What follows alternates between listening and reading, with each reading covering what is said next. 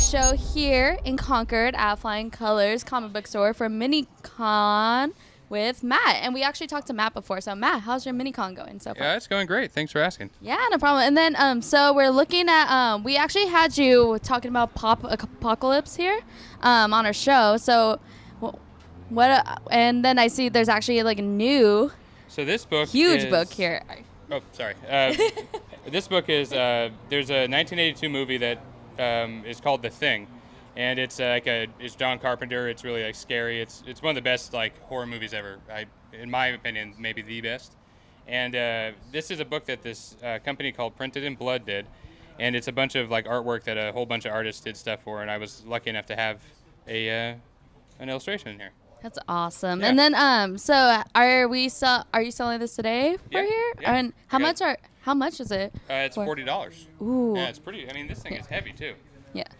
Dude, that looks like a yearbook. That's definitely a good thing to check out. Yeah. Please Especially help me so I don't have to carry them all back. I mean, especially in time for Halloween too, so why not start saving up or Yeah. start not saving up, but go ahead and splurge everything before Halloween comes up, before your costumes. And then so you recently told me that you're coming out with your book Not Forgotten. Can you tell us a little bit about that too? Not Forgotten is a book about Golden Age superheroes that are basically have been forgotten. There's a lot of so like way back then when comics like first started, superhero comics, there was like this huge explosion of really crazy ideas. Like there's one guy who's called Fat Man Flying Saucer, who's just this big fat guy who turns into a literal flying saucer and shoots things.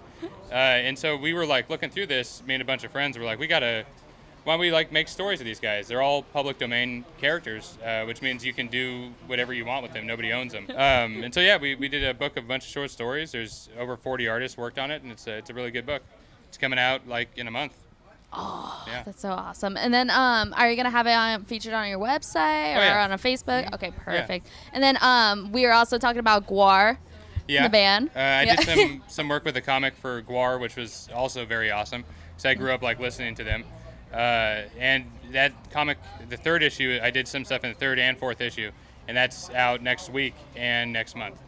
And if you guys don't know who Guar is, they're basically these awesome dudes that dress up in like very costume, like monsters. Monster costumes that always spray blood in the crowd. They like rip people. They rip people apart on stage and like have their intestines and stuff. Yeah. It's gross. But you can even see it on Viva La Bam and see like a inside of it, but it's super awesome. And also, since we are here celebrating Jack Kirby's 100th birthday, unfortunately he's not here with us. How did he inspire you to be a comic book artist yourself?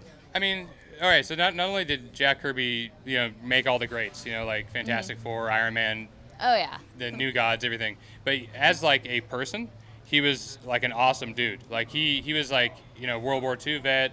He fought on the front lines, like against Nazis and stuff. Like there's a story of like neo-Nazis showing up to the Marvel offices. And being like, we want to find the guy who made Captain America, and everybody in the office was like scared, and he went down and like chased them away. Just him. And so as a person, he was like an awesome, stand-up dude. So like, I mean, that's your true Captain America right there. If you think of it seriously, I did not know that.